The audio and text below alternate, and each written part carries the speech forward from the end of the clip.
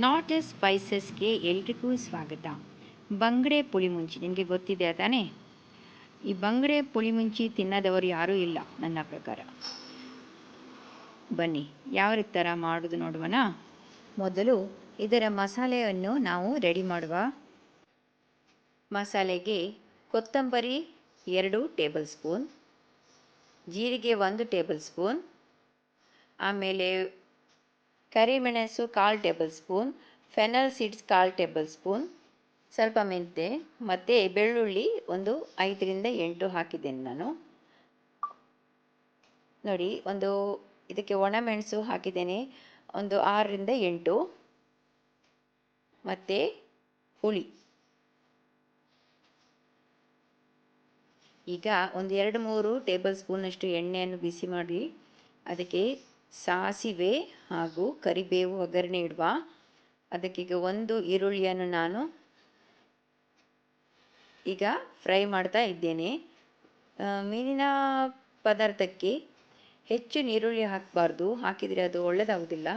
ಈಗ ಅದು ಮಸಾಲೆ ಕರೆದದ್ದನ್ನು ಹಾಕಿ ಇದರಲ್ಲಿ ಸ್ವಲ್ಪ ಫ್ರೈ ಮಾಡುವ.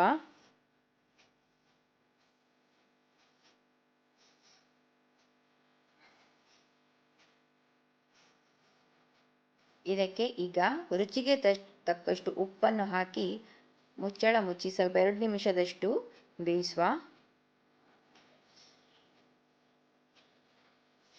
2 ನಿಮಿಷದ ನಂತರ ನೋಡಿ, ಈಗ ಮಸಾಲೆ ಒಳ್ಳೆ ಈಗ ಸೇರಿ ಬಂದಿದೆ. ಈರುಳ್ಳಿ ಫ್ರೈ ಒಟ್ಟಿಗೆ ಘಮ ಘಮ ಪರಿಮಳ ಬರ್ತಾ ಇದೆ.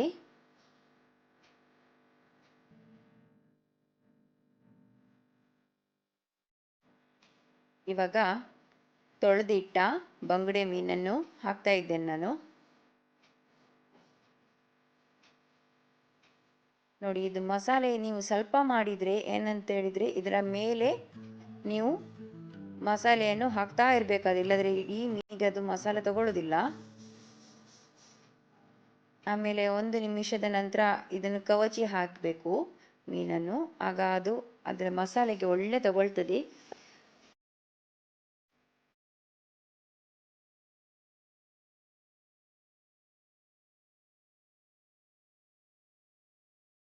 ಇವಾಗ ಪುನಃ ಒಂದು ಮುಚ್ಚಳ ಮುಚ್ಚಿ ಒಂದು 2 ನಿಮಿಷದಷ್ಟು ಬೇಯಿಸುವ.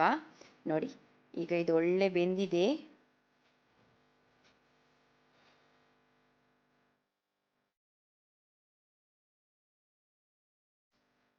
ರೆಡಿ ಆಯಿತು ನೋಡಿ ನಮ್ಮ ಪುಳಿಮುಂಚಿ.